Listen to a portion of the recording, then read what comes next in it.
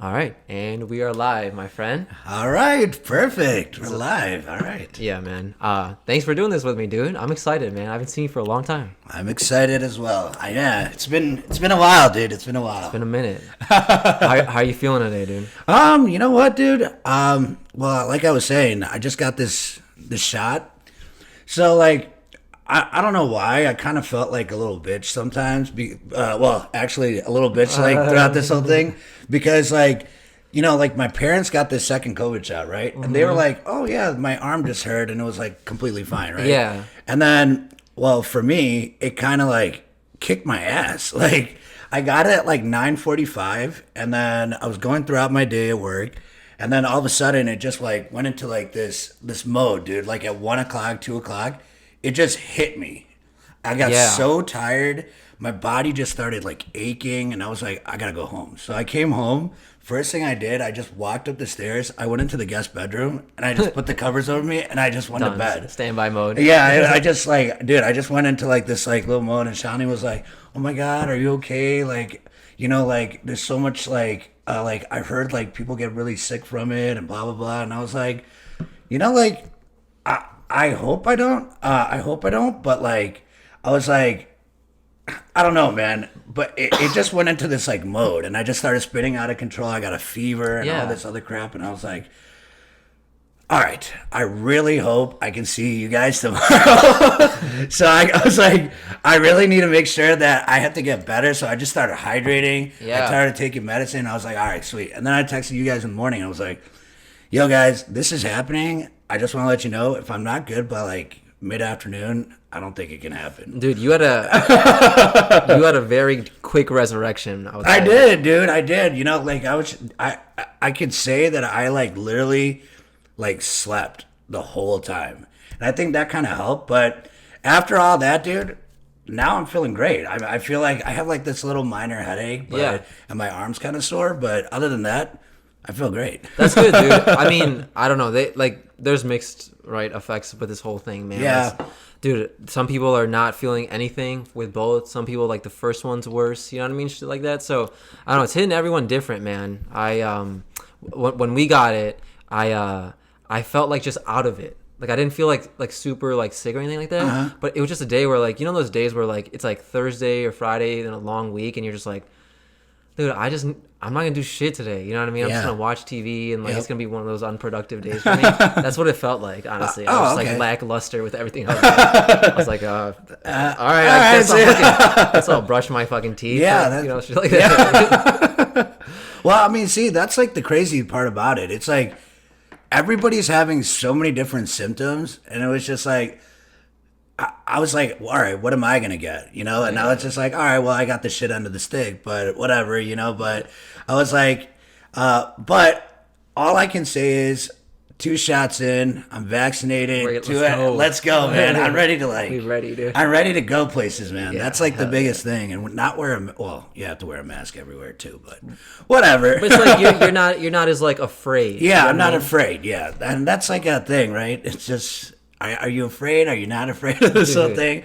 But I feel good now. This arm is telling me we're good. Hey, I feel it pulsing through my veins. Yeah, right. But nah, man, I totally feel you. Did you got the Pfizer vaccine? Yeah, I got the Pfizer. Nice. Yeah, I got the Pfizer. I didn't get the Johnson & Johnson crazy one. So, imagine if you're like, boys, I'm good to go. Yeah. And it comes out the news. Dude, Actually, I'm having heart convulsions, and I started having a seizure. Got third arm, dude. It's growing.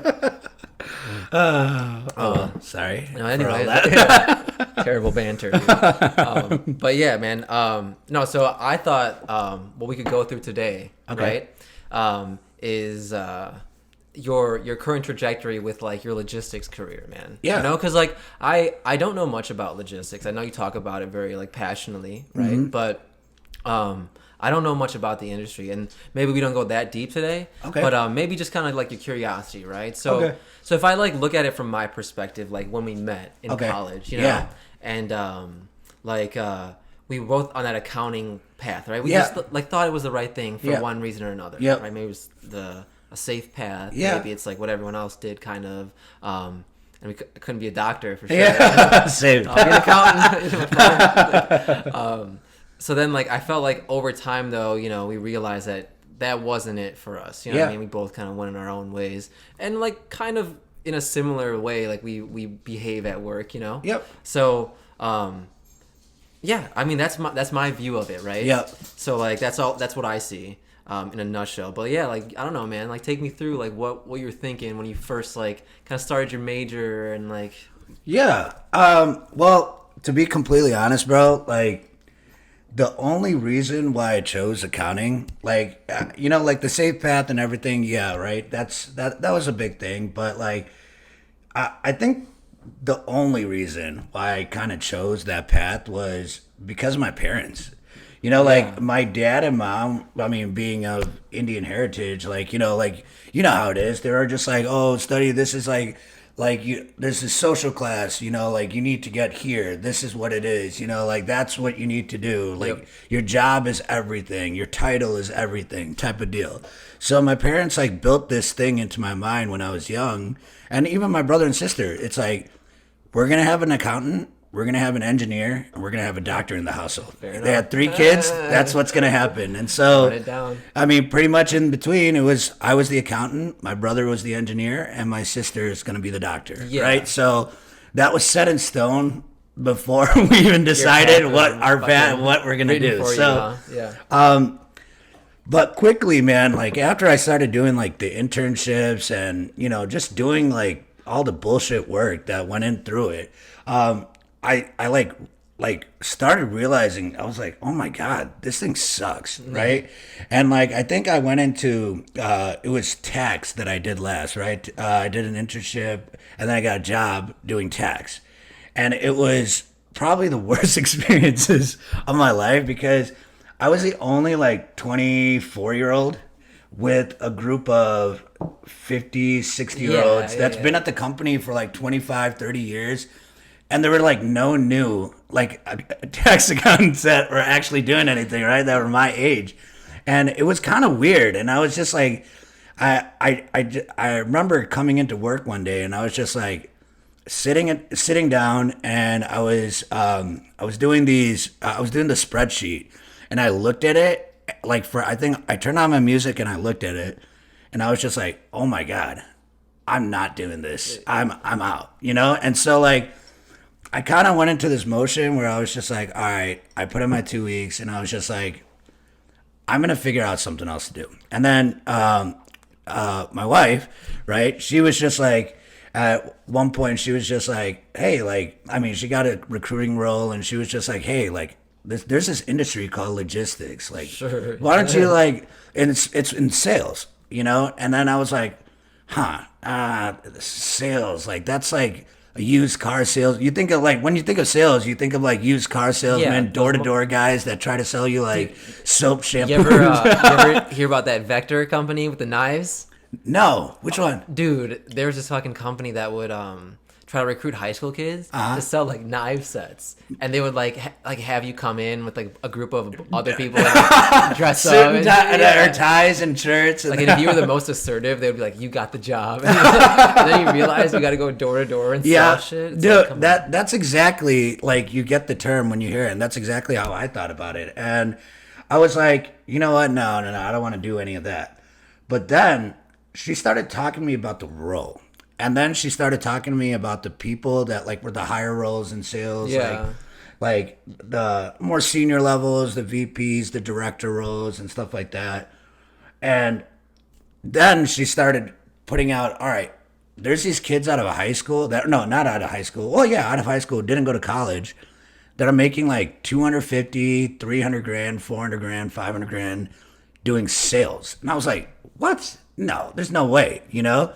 So then she introduced me to a couple of her clients, and I just talked to them. You know, it was just real, just a little talk, just trying to see their mindset. And they were like, well, it's how hard you work. You know, it's how hard you hustle. It's how hard you do this, blah, blah, blah. Like, do you want it? And, you know, like a drive, right? And then I was just like to myself, like, that's everything. I want to be able to be the person that determines my paycheck, you know? So that kind of like set something like a fire in my head, right? So I went into this basic entry level job, making like $35,000 in a salary and a really high commission, right? So I was just like, you know what? I'm gonna kind of just bet on myself and just see how this goes. Because if it doesn't go anywhere, I have a backfall. You know what? I'll just go back to accounting and just do it, right? So I went into this mode. I was just like, all right. I just started off at this company, and I was just like learning about logistics, and it's funny because you see trucks everywhere, right? Yeah. But you don't like. I mean, for me, I didn't know how we got from point A to point B, all the little in betweens, the nuances that go along with it, and like I just kind of said to myself, I was like, whoa, holy crap, there's this industry out there that's as old as like Greek and Roman times, right? When they were moving, like logistics is supposed to be like this military term, right? Right. So how they were moving like their military stuff in the Greek and like Roman Empire ages, right? They were like moving stuff from point A to point B, different sites, different war zones, whatever the heck it may be. And then it kind of grew into this aspect of, all right, now you go into like the medieval times when they were doing that part of it. There was this logistical era through there. And then you go through, okay, the Industrial Revolution. When all of that started happening, it started going through manufacturing and not just wars and stuff like that. It started going into manufacturers and everything started just like a supply chain started growing, you know? And so that interests me so much because I never thought about it, right? There's so many different types of trucks, right? Mm-hmm. There's like regular drive-ins. There's reefer trucks that are refrigerated for produce and whatever, fresh and frozen goods. There's flatbeds that move like machinery. There's like huge flatbeds that move like 100,000 pounds like machinery and like whatever the case may be, right? And then I was just like, all right, well, there's all of this that's going on in this industry that's like God knows how old, and I never knew anything about it. So one thing I just started doing was like, all right, I got to know everything that I have to know about this industry first before I can start speaking on it, right? So I started doing like this like basic tracking role, understanding just the lingo. Yeah. Then I went into the carrier sales portion of it, which was trying to talk to actual truck drivers, right? And trying to sell them on like a load I have from Chicago to Milwaukee, Wisconsin, right? I was selling them on the load, all the different aspects of it. Why would you pick my load more than every other person, you know? The industry is so saturated. I mean, there's about 18,000 brokers that are in the market itself, right? And then on top of that, there's like carriers, asset carriers that have their own trucks, right? So it kind of went into this thing where I was like, all right, I got to learn what it is. So I started from the bottom and then I went all the way into sales, right? And then I got into the sales portion of trying to sell to customers. And that's when I kind of realized, I was like, oh my God, like just talking to people all day long, right? They might tell you to go fuck off. They might tell you, oh, hey, you know what? Let me just hear you, like hear your pitch or whatever. So I just started trying to learn. I tried to learn everything that I could about the industry. And then it got to this point where I closed my first account, right? And when I did that, so when I closed my first account, I went into like, holy shit, I did it, right? I did it. And then all of a sudden, all right, I'm making this much money now, right? And I was like, all right, what if I can close like 10 of these guys, right? So then I just started rolling. And then sooner or later, it was like a year in, dude, I became the top sales guy there, you know? And then I started making serious money, right? And I was still young, and I was like, holy shit, this is crazy. Yeah. Like, I can do this all day long, and I can just keep adding to the portfolio, it's you fun, know? Yeah. So, and it became a game, you know? It's like, you know, like the biggest thing that I kind of learned was that there's this industry is so vast. You can call on so many different people. Yeah. There's so many manufacturers, shippers out there. So like, all you need to do is just have a conversation, you know, and that's the biggest thing about sales. And it just kind of drew me to it that, man, I want to make this a career. you know? Yeah, there's still a personal aspect to it in a world where it's like everything's like digitized and automated, right? Like people rely, they need to, they know like you'll probably get the job done, but like they need to know like if they have an issue, you can get in contact with them, right? They can talk to you and stuff like that. So no, dude, I feel you, man. I feel like how to put it? I feel like we both got involved in careers where like the human component is still necessary, you know, and we have to interact with one another, which is interesting, you know. No, 100%, man. I think, and that's kind of what kind of drew me to this thing because, you know, like, I mean, you've known me for a very long time. I'm a personable person, you know, like I love interacting with people. I love starting conversations. I love meeting new people. So like when it kind of went into this thing, I was just like, wow, like I do this for a living, you know? So the money was great, but like, I think it was, my heart felt free. Yeah. If that makes sense at all, you know, that like, makes perfect sense. Yeah. So like, I mean, I went through that, you know, I went through that journey. I was one of the top reps there. Cool. And then all of a sudden, like, you know, I got put into this spot where I found out how cutthroat sales can be. Because, I mean, for some companies, like I found out, like, especially in sales, if you bring on an account, right, and you're getting paid X amount of dollars, right, which is a lot for a company when you're getting like on commission, right? The biggest thing that they can do is put an account manager on it, pay them a lot less than a sales guy, and just manage these accounts. So I went through my first cutthroat experience in the industry. Yeah. And, you know, that kind of set me back a little bit because, you know, like I put my heart and soul into like betting on myself and I got here, right? And then, you know, I had to move on. I went on and I was like, I think I was jobless for a week. But, you know, thank God I have my wife and she's a recruiter. Yeah. She put my name out there and what I've accomplished, what I've done in such a short amount of time. And dude, sure enough, within, I like I said, I think I was jobless for a week, but I got like 6 offers and they were really, really nice offers. You know, like I was like, holy crap. I mean, people want me, you know, like well, they want me for my skill. Now I like in sales, the biggest thing is you have something called like a non-compete, you know, like, so you can't go and call on your former customers because it's like an infringement towards a company or whatever, whatnot. Right. So I had to do it all over again, you know, and I started at this new place and I just realized once again, I was like, dude, you've done this before, you can do it again. Now it started off slower when I was at the next company because it was like, a lot of the accounts that I had were already called on. They were already customers of other people. So I had to just restart, refocus, and bring whatever I had to the table, right? But within a short amount of time there, you know, like I went from being a sales rep, right? And in about a year's time of being there, I got promoted now to managing the whole sales team, you know, like, which is great. You know, like I built my book. I became one of the top sales reps there.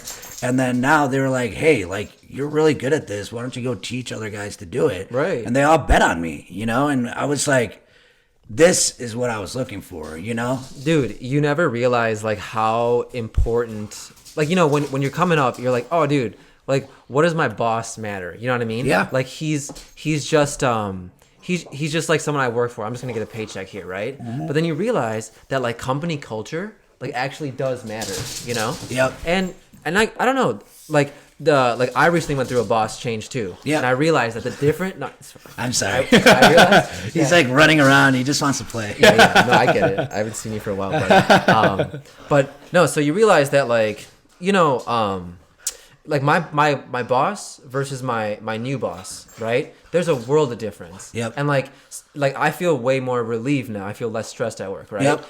And some of the things you read in the books that like you've given me, or just in general like sales books, is like, you know, a lot of like the true leaders, they hire talented people and then they get out of their way. Yeah. Right? Yep. Like if you're impeding them and trying to establish your little pride game with them, stuff like that, it's not gonna work, right? Yep. Because like someone else is gonna value a good employee, Yep, right? Someone else will 100%. totally value a good employee, and like your track record speaks for it. So it's like, man, you know, sometimes you got to learn the hard way. You gotta get burned a couple Yep. times and things like that. But I mean, dude, resilient people are gonna be resilient. Right? 100%. They're that way for a reason. Yep. Dude. So I mean, like you stepped out your comfort zone, right? Yeah. You were like, dude, I fucking know this shit. Yeah. I got this shit. I got this. And they just kind of ran with it, man. Yeah. And like I don't know. It's like now I feel like I see you with the competitive spirit. Oh, you know? yeah, dude. And that's something like I don't know. Everyone's looking for some of that, right? Yeah, 100%, man. And it's, you know, like the biggest thing about sales that I realize is it's like, you know, you can automate so much, right?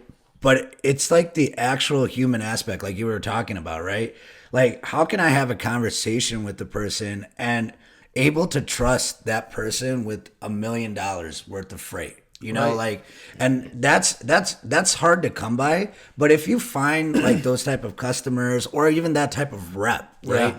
that will go above and beyond to work for your client, they will, no matter where you go, they will follow, Yeah. right? And that's huge, especially in my industry. It's huge because relationships matter.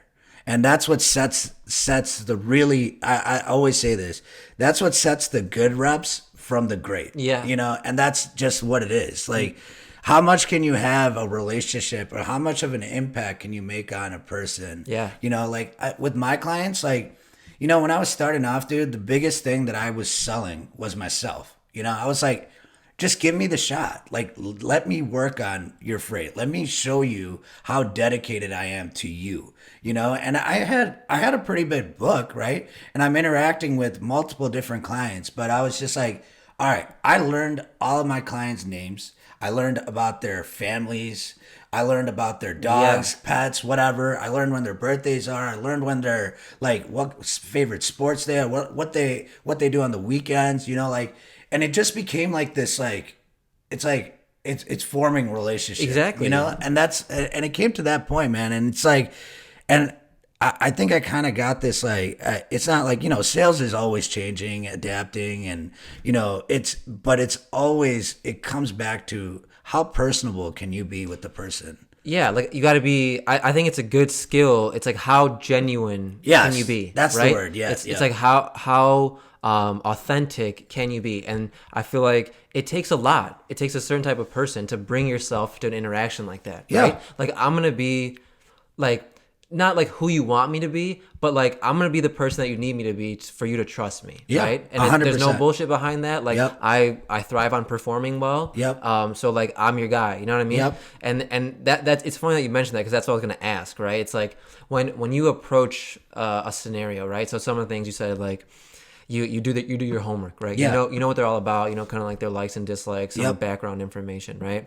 But like when you get into the conversation, a lot of it is like, okay, here's the moments where I need to like react, and here's the moments where I need to be proactive. Yep. Right? Like if I see you going on a path where it might not lead us to a successful ending, I gotta kind of get you back on the path. Yeah. To get there, right? Yep. So like that's kind of how like I would approach a conversation, right? But there's sometimes it's like if you're not, I want to showcase something to you, right? And if you're not gonna, if it's not gonna come up naturally, I gotta find a way to bring it up where it looks natural. Yeah. too, you know what I mean? 100%. So like, Yep. because like scripted is bullshit. You know Yeah, what I mean? 100%, Stuff like man. that. But Yep. that's kind of like so like how does your interactions play out? Like besides you did your foundational homework. Yep. Like how do you perform well in conversation?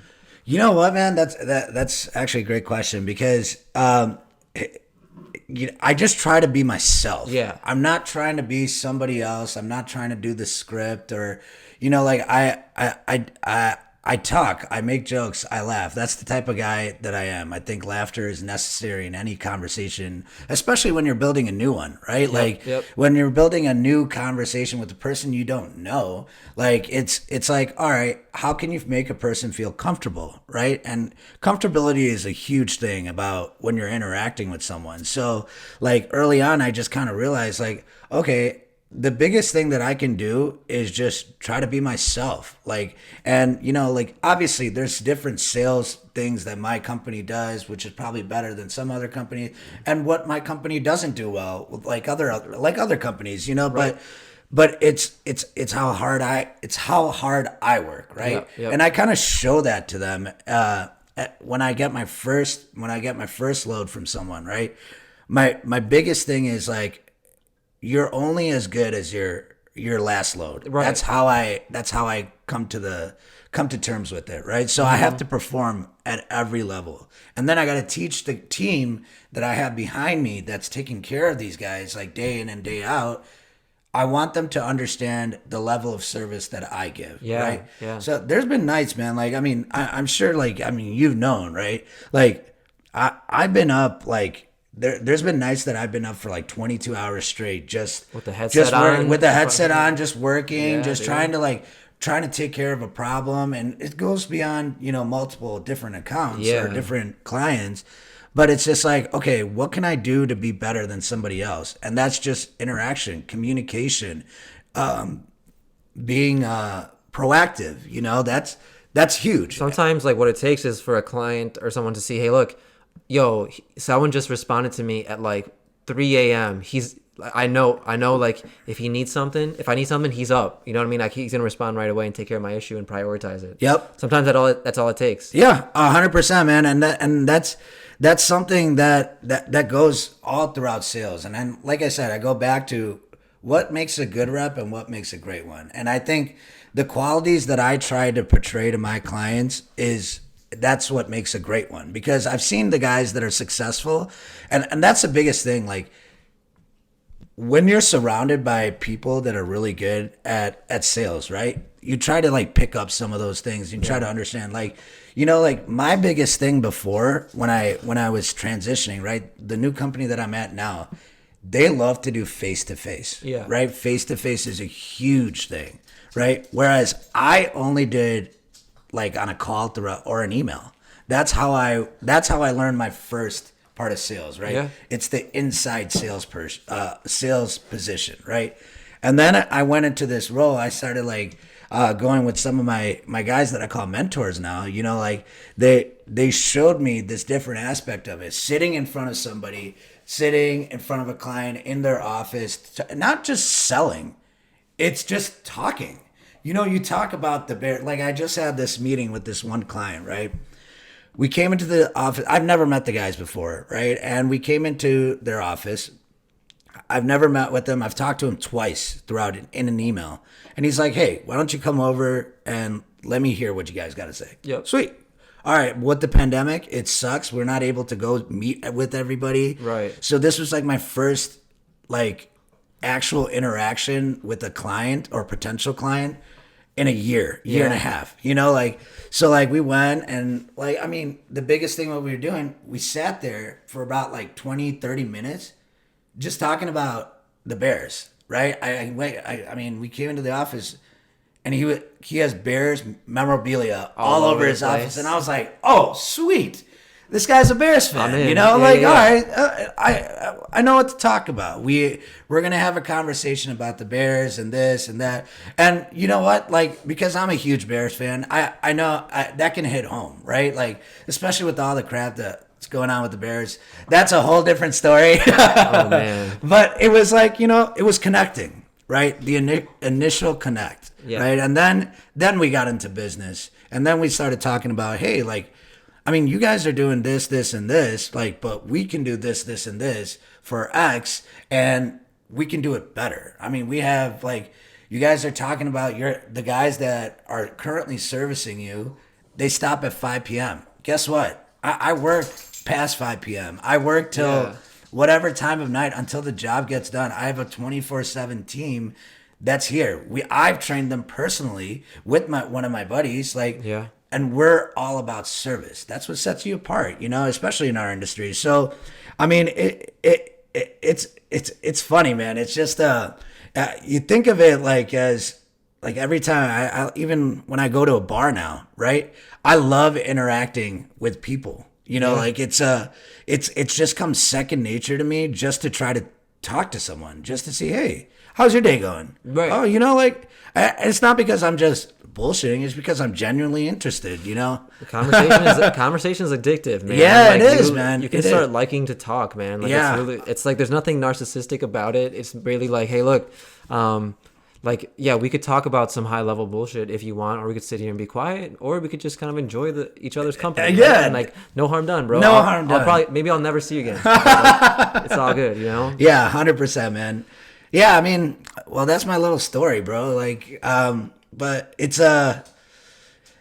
evolving, man. That's the cool thing about it. And I think the way that sales has kind of set me up is just goals. Yeah. You know, like I think a lot about goals, and I'm a very, very competitive person. So it just comes into like, it comes like second nature for me, where I'm just like, all right, well, what can I do? How can I act? How can I react? Yeah, you know, and yeah. go throughout situations. So yeah, man, it's been a fun ride so far. I'm gonna tell you that, and it's been honestly like it's been the best decision I've ever made. Good, man. You know, that's good to hear, dude. And it just it's peace, you know, and that's cool, man. Because I mean, you give, like, if you think about it, a human being, like once they get to a certain age, they just work their whole life. Yeah. Is it like, what are you working for? Are you working for like whatever? You know, people have different goals and stuff like that. But like, when does work become a chore? And that's what I don't want to happen. Yeah. And with this right now, man, it's never been a chore. It's just been something I was blessed with. Nice. You know, and that's the honest truth about it. That's really cool, man. It's cool to hear like you speak that way about your career, dude. You know, not a lot of people speak that way. Yeah, you know, yeah, 100%. I've met so many people who hate their jobs, and they're just like, oh my god, you know, fucking like bringing themselves to the fucking desk, like all grumpy every day. Every day, and then it's just like they have like, you know, there's like a certain negativity that comes along with them, and it's just like, 100%. You know, like I've worked with those type of people. I have friends that are that type of people, and like my nature is like, when I'm up, man, I'm positive. I'm ready to go. I'm ready to take on the day. I just want to go. I want to be the best I can be today. You know, like, and that's like, that can be hindering when there's people around you that are just like, dude, I hate my boss. I hate my life. I hate working here, but I have to work here. And it's like, well, no, you don't have to work here. You know, like, you can go find whatever you're passionate about or what you like and kind of do that. It's in your hands, bro. Yeah. Like, you can figure your shit out. If you want to be a fucking barista, go be a barista or do it. Like, if you like that. If you want to go, like, work on, I don't know, like, on jets and this, or fly, or drive a boat, I don't know, sail a boat, whatever the heck it is, like, whatever you're passionate about, that's what you should be doing.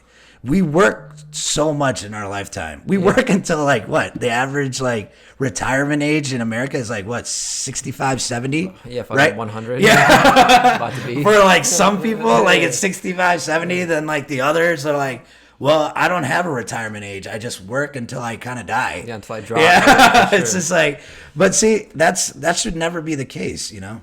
No, dude, I 100% feel you, because I don't know. I don't know, when did it become like not cool to be happy about like life and have that like lust for life? Like when did it become not cool? You know, because like nowadays, if you're like an energetic, like jovial person in certain circles, like people are like, fuck you. Like what you know? What are you so happy about? Like, you know, like shit. Well, it's like, fuck, I don't know, man. I'm just happy. All right, like I can't smile, or I guess I'll fuck right off. But yeah, dude, it's like some people just like, I don't know. It's tough to be someone like that, I think, too, right? Yeah. It's tough to come to interaction and you're like, you know what? No matter what, it's gonna be good for me, because I'm gonna leave this interaction. And if it's bad, I learned. If it was an experience, I'm gonna go home. I'm gonna do my things. Yeah. Anyway, you know what I mean? Like that didn't impact my success. Yes, 100%.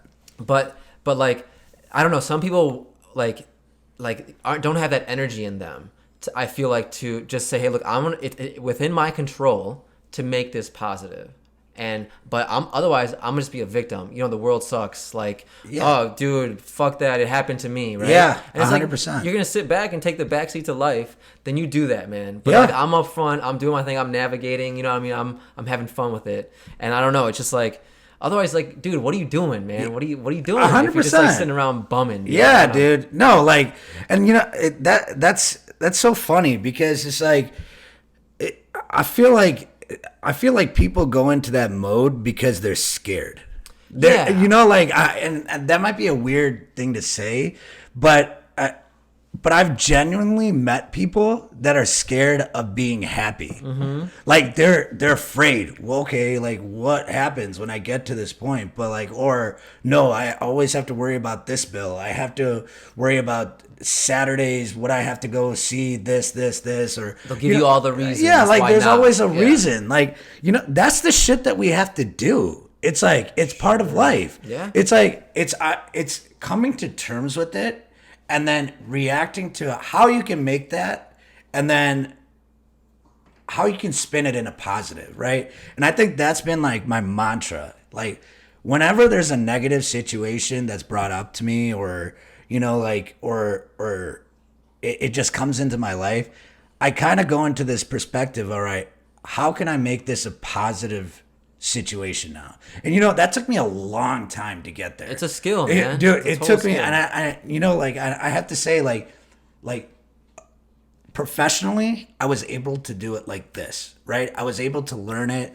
I was able to understand, all right, I just had a negative interaction with somebody where I was like, hey, how can I move your freight or whatever? But I'm selling from here and how can I do this? What can I help you with? What are your pain points? Yeah. And then they tell you, you know what? I get thousands of these calls a day. I fucking hate getting solicited. You're a fucking asshole.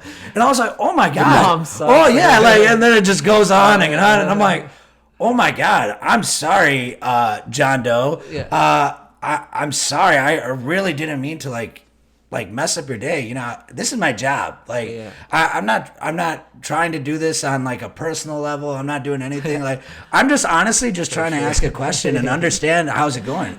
If it's going great, awesome. I don't want to ruin anything that's good. But hey, why don't you do this? Just take my name and number down. That whenever you come into a situation where it's not happening, just give me a call. Let me see what I can do. Right? And you know what? I can't say like 90% of the time, but like 60% of the time, it does work. Yeah. You know, like they give you a call back. And it's not like a month later. It's not like days later. It might be like a year later. Yeah. You know, but they have your name and number because you called them and you kind of made them feel bad. Like, I was just like, dude, I'm just calling to have a conversation, man. What's up, why man? why are you talking about this? Dude, big time, man. I mean, dude, I think like those are the funniest interactions, right? Because if you like, for example, if you reacted the same way he reacted, like you guys would fight, that would fuck your day up. Oh yeah, right? But big like time. Then you can come back afterwards and we can laugh about that. Yeah, it's like, oh shit, like, my bad, dude. I didn't, you know what I mean? I didn't go all fucking 0 to 100 on you like that. But no, dude, I don't know, like. I've been reading this book by Jordan Peterson. It's like 12 Rules of Life, and he's kind of a weird guy, bro. I'll tell you, just by reading his book, like you could tell he's kind of an odd guy, but he says some like good shit in there. And he's like, you know, like sometimes people are like really afraid to like take, like I said, take charge. So that's like we already talked about that. Yeah. But like people just like they commit to something, right? Mm-hmm. And then like for example, a lot of Indian kids will say, yo, dude, I commit to being a doctor when I'm like 10 years old. Yeah, like, right. Yo, dude, I want to be a doctor. And then their parents are like, oh, I'm not going to say anything. Yeah, okay. Like, don't tell him. Don't tell him. And like, so they'll do that, right? And they'll go through the life and it'll be tough. Some of them won't be good at it, right? Yeah. But they'll never reevaluate. They'll never be like, dude, is this what I wanted to do? Or is this like what I said I would do when I was 10 and now I have to do it, right? 100%. And he's like, people are afraid to like break out of a bubble, you know what I mean? Yeah. Something they commit to because they like take it as a failure or whatever, right? And I think like when we probably both committed to being accountants, right? Yeah. Like, yo, dude, we're going to be accountants. That's it. Nothing else, dude. Yeah. And then like, I think we're not like martyrs or anything like that, but it's slightly brave, I would say, to be like, you know what? Nah. No. I tried the accounting thing and it didn't work. And I took that L, man. It just wasn't a thing for me. Yep. And now I moved on. And you know what? Fuck you. I'm happy in my life. I'm happy. Right? Like, not that I'm saying fuck you to anybody. Yeah. It's like, dude, you know, like your happiness is in your hands. Yeah. Right? Like being all fucking grumpy and resentful is gonna make you old and decrepit and nasty. It is. It's gonna cause this like like tumor in your brain that you won't even know about until like what you worked all that time, and then it's like, what the bye. Yeah. You know, like come out the I don't Matrix. know. Yeah, dude, it's just like you know, I swear to God, man, I've met some really, really unhappy people. And I feel so sorry for them because I don't think they've ever taken that leap of faith where they just said, you know what, I'm going to just take a chance at being happy. Yeah, dude. You know? Big time. I think that, you know, it's also it's like it's a depreciable asset, like your charisma. Yeah. It's like you think, like, for example, like I feel like we're both pretty high energy at work. Like I'm always like, good morning, you know, how's it going? Oh, I remember small details. Yeah. Like that, right? like you see like King Kong Godzilla movie. How was it? Yeah. I know you're gonna see it on Sunday. You know, shit like that. Dude, 100%, man. I know you're fucking type A blood type. How's that going for you? Got your blood work, bitch. Last 4 digits. Anyway, sorry, but oh my God. no. So like, dude, there'll be times where like, okay, you know, at work I'm not gonna slip up because that's like, you know, that's work. But like sometimes like after work, after a tough day of constantly dealing with clients and like dealing with like fucking people grilling you, sometimes you're like, dude, you snap on some bitch who got your coffee order wrong, maybe, right? Like I've never personally done that. But like sometimes I'll do little shit like that, whether it's to like my fiance, whatever. Right? So like I'll be like, all right, you know what, dude? That wasn't right. You know what I mean, you should triage your emotions like differently. Yeah. Right. So it's not always like, oh, like roses and daisies. Like I'm always happy as fuck. 100%. Right? There's days where I'm fucking annoyed. Man. Yeah. Like why is shit going wrong like this? You know what I mean? And then you gotta. Those days are part of it. Yeah. You gotta be better, man. You gotta get better from 100%, man. And you know, now I just remember what I was like. I was trying to come back to it. Like professionally, I was like, I got to that point, like changing a negative into a positive so fast. But personally, it took me a long time. You know, like it took me years. You know, like to be completely honest, to get to a point that it was just like, I'm mentally super happy. Yeah. You know, like and like you said, there's days that after everything that's going on, there's like something that I don't know, like I fucking put on, like I was trying to make dinner and then all of a sudden everything burned. I was like, fuck, I just spent like 45 minutes trying to cook this thing and I look away for like 10 minutes and it's just like in flames. But like, you know, like it's just like, yeah, there's those times, man, but it's just like you said, understanding like the moment you can understand or catch yourself, or even like after the situation of how annoyed you got, you can laugh about it later. Just like, dude, why did I get so like, like why did I get so bent out of shape about that shit? Like I shouldn't have. I was like, whatever, you know, like, okay, I remember for next time. I learned. Yeah, right? Like, I learned. Next time, like, you just gotta funnel it the right way. Figure it out. No, dude, it's like lifting weight, dude. Or eat a Snickers. Come on, man.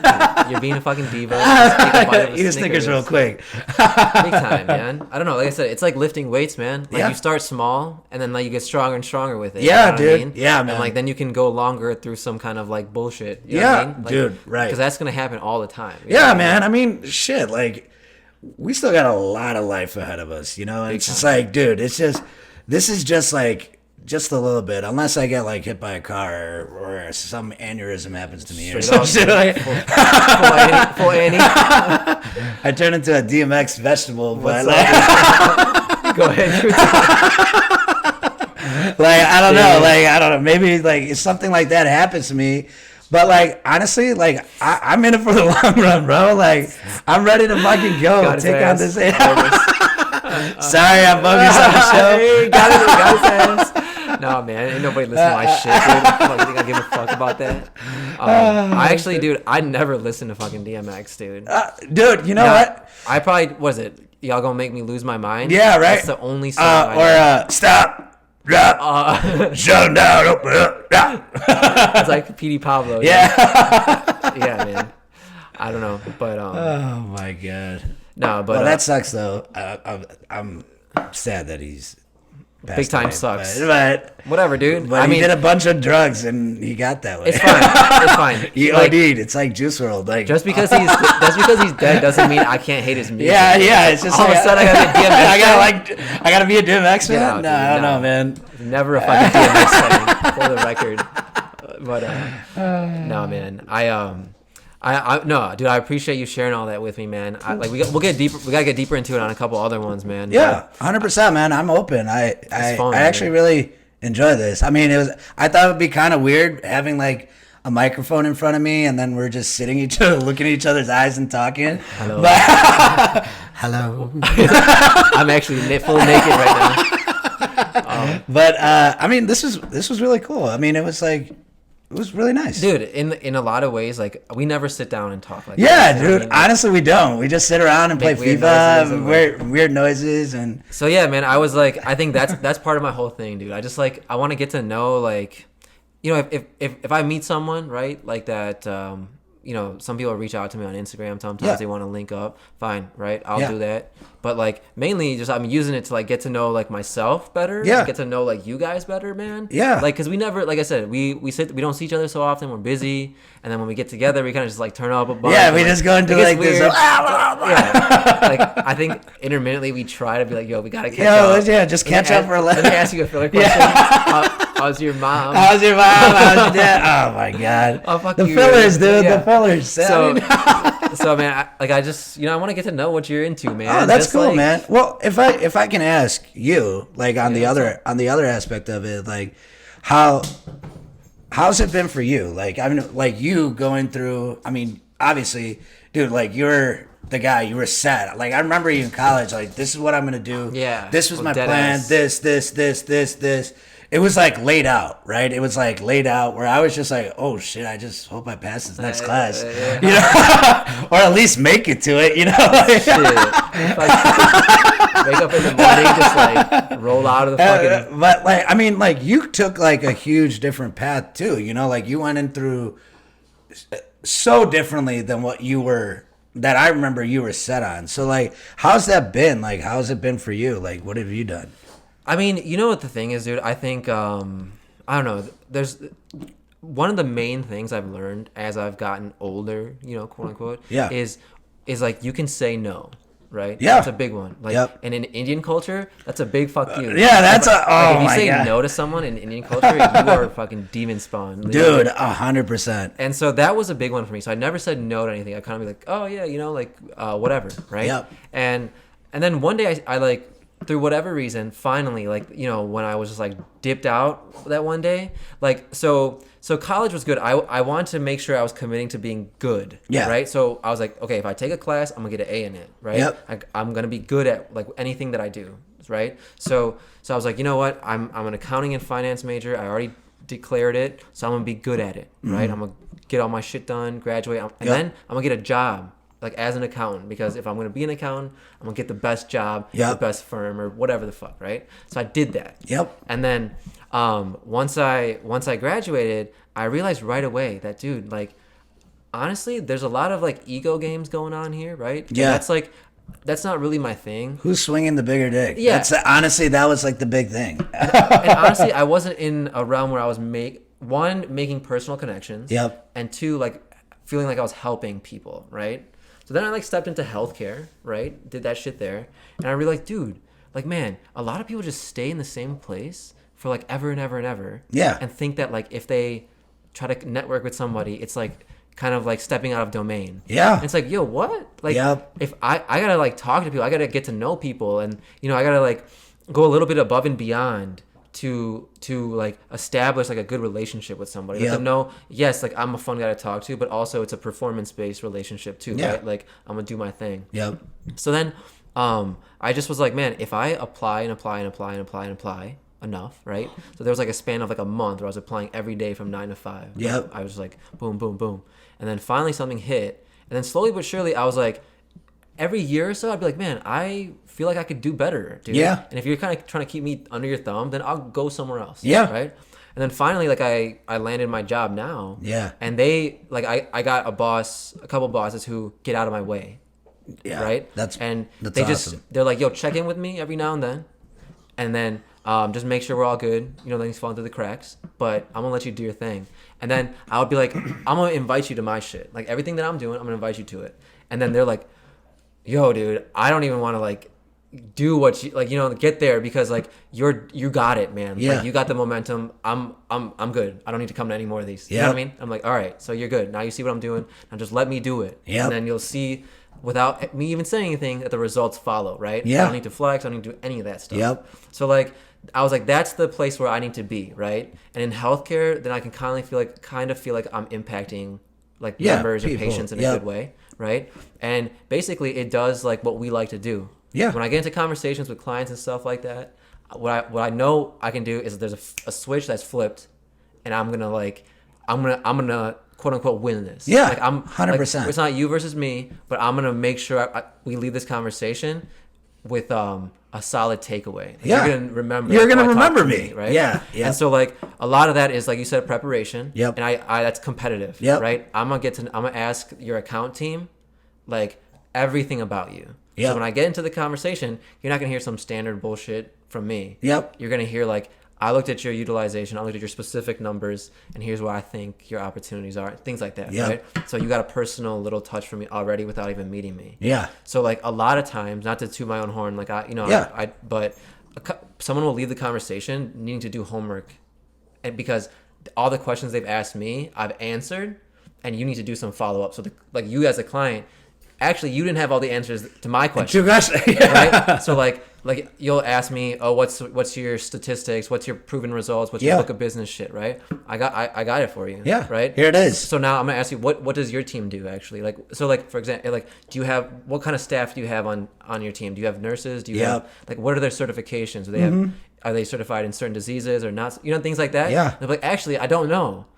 And then I'll be like, because what I'll say is, if they're not certified in that disease, ours are. Yeah. Right. So they'll be like, oh shit, let me go find that out. Yeah. Right. So like keep so that means we're gonna talk again. Like, yeah, we're gonna talk. I got another meeting out of this. Yeah. So like that type of competitive edge that, like, you're saying it. I feel the same way with my current career. You know what I mean? And so I was like, dude, this accounting is too structured. Yeah, it's too just much rules. It's just this. And, it's this box. Yeah, and people who like to lean on rules as like, I'm nothing against them, right? Yep. Some people like to lean on rules and just say this is how it is, yeah. right? But with people, rules are bent, right? With sales, you bend rules. Yeah, right? you bend Every them. interaction is Yep. different. Yep. And like there's a general structure, but I'm like, that's where I thrive, like in between the rules. Yeah. And like some other shit, It's right? Adapting is a huge skill throughout it, dude. Yeah, and I don't know, it keeps me like amongst a host of things that I do, right, to like keep me young and active and shit. It keeps me like giving that lust for life, right? Yep. Because like I don't know what I'm about to get into every time I get into it, so you're not gonna get no half-assed version of myself. Float like a butterfly, sting like a bee, Exactly. baby. Like if I accepted that invite Yep. to that conversation, then like whatever bullshit I got, I'm leaving it at the door. Yep. And I'm gonna come to it prepped, and you're gonna get no bullshit from me. Yeah. And that carries over into my personal life, man. Yeah. Like if I commit to something like a friendship, Yeah. like with you, Yep. you're gonna get my 100%. Yeah. Right? Like why be friends with you if you're not gonna get like some half-assed version of me? Yeah. You know? 100%. And that you should do that. I'm not trying to get on my soapbox. You should do that with everything that you do, man. 100%. If you commit to it, do it. Do it. 100%, Yeah, 100%, man. So I like agree. that Yep. coincides with all the habits in my life. So like, long story short, I was like, you know what? Why half-ass be an accountant? Yeah. When I can full Full dead ass. ass, full frontal. Be a fucking, what I am today, being a sales support like type of motherfucker. Yeah. Oh shit. Oh, almost. You almost called me. Damn, bro. But no, dude, that's kind of it. I feel like I'm in my domain. Yeah. And I want to, and the opportunities are the opportunities that I want. Yeah. Right? Like I think I'm at like for example, to like talk about a detail, I feel like I'm personally good with Excel. Yeah. I don't want to go any farther into that. Yeah. But what I do want to go farther in is like public speaking, relationship management. Yep. So like the field I'm in gives me those opportunities. So like when you have a field like that similar to yourself, you're like, work is play, kind of. Yeah, like, it is. It shifts and the boundaries, like, so it's like you're enhancing the skills you want to, man. So yeah, man. That dude. I mean, you said it to the T, bro. Like it's that's exactly what it is. I mean, that's exactly how I approach each and every day with my job, and it's it's been a very, very fun experience, man. And it's you know, like, it's funny because my parents were so pissed when I went into remember, this. Dude, they were like, they were about to disown me. Yeah. They were like, get the fuck out of here. No accounting, no family. no family. You'll never get nothing, Selvan. Oh, shit. Oh, my God. Sorry, Dad. No, Daddy, no. Love me. No, Daddy. No. Yeah, Mr. Deeds on my ass. Yeah. You said what? What? In front of a lady? No, Daddy, no. Got his ass. But yeah, I mean, man. But dude, as once they saw like how I changed, kind of like mentally and everything, like they're just like, all right, he's making money, he's happy. He's good. You know, like, I'll just get off his back, you know. And what more could you want? Yeah, they're like, you know what? He's doing well for himself. He's happy. He can do anything that he's paying his bills. He can feed himself. He can feed his family. There's nothing more that you want, you know. And it's funny because that like came into like this whole play as I got older. You know, like that's something that my parents just kind of like gave to me. It was hard, you know, getting that from them because they were just like, dude, you did all of this. Why don't you just, like, you know, my dad has asked me like a few times in like the past like 3 years. He's asked me, he's just like, you know, like, why don't you go just do it? You know, like, why don't you go back? Why don't you go back somewhere? There's always time. Yeah, there's always time to go, you know. Like, I was like, Dad, I'm good, man. And he's like, okay, if you're good, okay. I'm good if you're good. I'll beat the shit out of you. Did you find pressure coming on both ends or just like from one or the other parent? No, both, dude. Both. They were like in this like they went into like this like rage mode, bro. And it was funny like at first because I was like, you know, the more you're like telling me, I guess that's the rebel in me. Like, it came out. The more you tell me to do that, I'm gonna do it even better. Yeah, now. the more I'm not gonna do it. I'm gonna go do this like even better, just to like throw it at your guys' fucking face. Yeah. You know, like and I'm gonna succeed at it. Yeah, I'm gonna succeed at it. What do you gotta say now? Dude, man. I there's like when you think about like the older generation and all these like if you look at these generational like ripple effects on the kids and stuff like that, that's what we do, man. So like our parents they had hard lives, right? Yeah, they did. I talk about this with a lot of people. They had hard lives. They came here with nothing, and they made something of themselves. Yeah, awesome, right? And then because they had hard lives, we had to have hard lives. Yeah, right? It's like, dude, didn't you come here and work so that I would have a hard life? I would have a great life. Now you're being shitty, right? And like, don't hate me for having a good life. Yeah, like, what's up with that? And like, I feel like a lot of our parents did that to us, and so we fucking rebel. Yeah. You know what I mean? We do all types of shit, right? Yeah. Like, whatever it might be, like fucking getting tattoos. Yeah. Like, what's up, motherfucker? Like, I'm gonna get that, dude. So I don't know. It's interesting that like they put that type of pressure on you, and like you're good if you do that. But if you don't do that, you're bad. Yeah. And I'm like, you're my mom and dad, though. Yeah.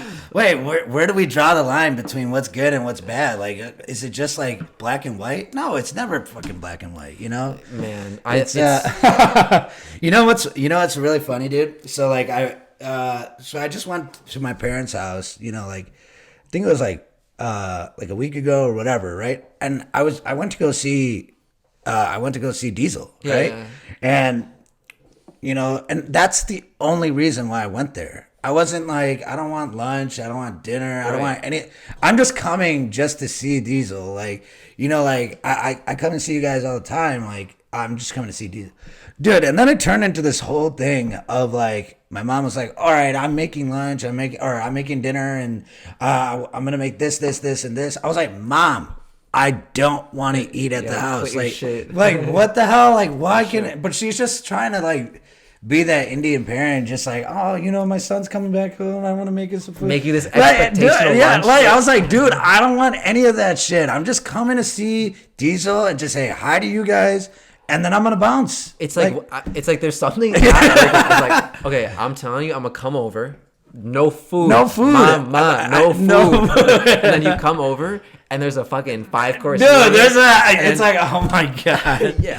It's like, what the hell, dude? Dude, there'll be times, too, like, I don't know if this happens to you, where, like, I'll say I'll come over. I'll be like, yo, I'm coming over Saturday, right? And then I'll be like, either the day of I'll be like, fuck it, I don't want to go, or like some does come up and I can't make it, right? Yep. And like my mom will hit me the next week like, I made this like for you whenever you want to come pick it up. I'll be like, okay, like you don't fucking make me feel shitty. Like, yeah, dude. Oh my god, that's all the time, dude. It's like something came up and I didn't go, and then all of a sudden I was like, I made a lot of food. I packed it up for you though. It's all here just in case. Whenever you need to come and pick it up. I'm like, well, now I have to go out of my way to come over there and just pick it up and then go home. Yeah. Like, Mom, it's like 35 miles there, 35 miles back.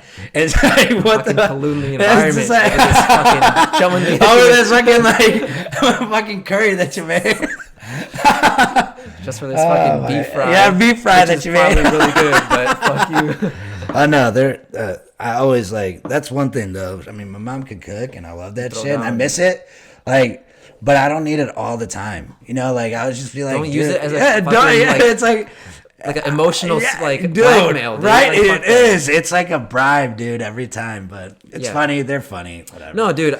I think one thing too is like there's a stark difference between like an Indian mom of like majority boys, and then an Indian mom of like daughters, right? 100%. Like I mean, I know you have only one sister, so I think the men like kind of dominated. And your sister's like real mellow, dude. Yeah, so, like, she's chill. She's just like so like I feel like, you know, my parents had two sons, or like maybe even your mom might be the same. It's just like that mom is different, bro. Oh, dude, she's like 100%. Kind of like manly. Dude, she is. She's like a fucking dealing with men all the time. So she's like fucking. She's like, I know how to deal with bullshit. You guys gave it to me for like this many years, and I'm like, shit. Why does that always come up? I don't even live in the house anymore, Mom.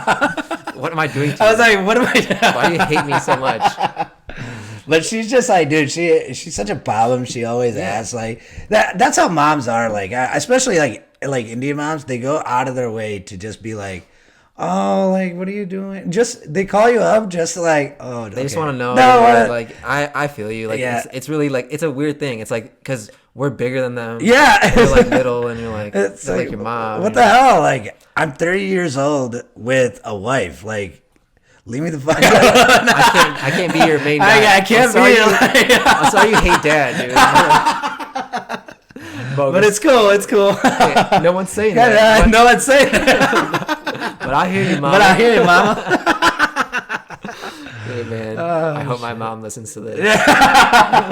We love you, mamas, Mama, all across the world. Don't be mad. But yeah, dude. That's like, dude, honestly, that's like one of the so as wedding planning is going on, like that's one of the things, like it's like saying no. Yeah. So, oh my god, I don't miss that at all, dude. Bro, nobody is giving me flack in my just jumping over fucking mountains right now. God, man. Dude, like I don't. It's like we're doing our own thing, right? For our wedding. Yep. And like we're taking care of it all. Yep. So it's like, who the fuck has any kind of opinion? Yeah, what opinion do you have? Yeah, I'm gonna just tell you guys like what to do, and then we're good. That's it. Right? Then we're good. But you know, people still find their little fucking shit to say all the time. 100%, man. And yeah, man. So it's just kind of funny saying no. Yeah. Right. Like it's like, dude, I feel like that's part of like it sounds so like rudimentary and like base level for any individual, right? But not really for like brown kids. No, like, it's at least just guys. Like, you don't say no, man. And now it's like I gotta say no. Yeah. But anyway, man, I know Dilly just pulled up, so we'll end it right now, man. All right, okay, for sure. Hey, it was really fun, man. Thank you for having me. Yeah, man. We gotta do it again. OnlyPositivity 6'9", baby. Holla at your boy. Holla at your boy.